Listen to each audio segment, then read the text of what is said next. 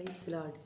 ఈ ఉదయకాల సమయంలో ప్రతి ఒక్కరికి కూడా ప్రభు నామంలో శుభాలు వందనాలు తెలియచేసుకుంటున్నాను.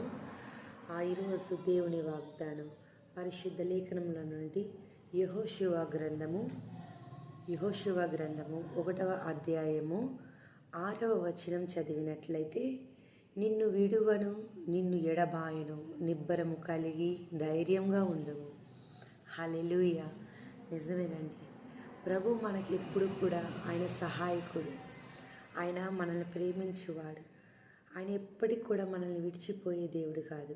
మన కష్టాలు, మన సుఖాలు, మన బాధలు, మన వ్యాధులు, అన్ని విషయాల్లో ఆయన కృపను మనకి తోడుగా ఉంచి, మరి దేవాది దేవుడు ఎప్పటికి కూడా మనల్ని విడిచిపోయే దేవుడు కాదు. ఒక్కొక్కసారి మనుషులు నిన్ను విడిచిపోవచ్చు. అంటే మనుషులు, బంధువులు, స్నేహితులు, రక్త సంబంధికులు, అమ్మ నాన్న కానీ, అక్క చెల్లెళ్ళైనా, భార్య భర్తలైనా ఒక్కొక్కసారి కొన్ని విషయంలో మన చేయి విడుస్తారేమో, కానీ దేవుడు ఎప్పటికీ కూడా మనల్ని విడిచిపోయేవాడు కాదు. మనల్ని దాటిపోయే దేవుడు కాదు. ఆయన ఎప్పటికి కూడా ఎల్లవేళలా మనకి తోడుగా ఉండేవాడు. ఈరోజు నేను అది జ్ఞాపకం చేసుకోవాలి.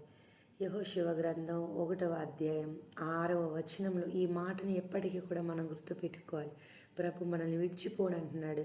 నిబ్బరం కలిగి ధైర్యంగా ఉండము, నేను విడువను ఎడబాయననే వాగ్దానాన్ని మరి మనం చేత పట్టుకుని, మరి ఆయన వాక్యాన్ని మన హృదయంలో ఉంచుకొని ముందుకు సాగిపోదాం.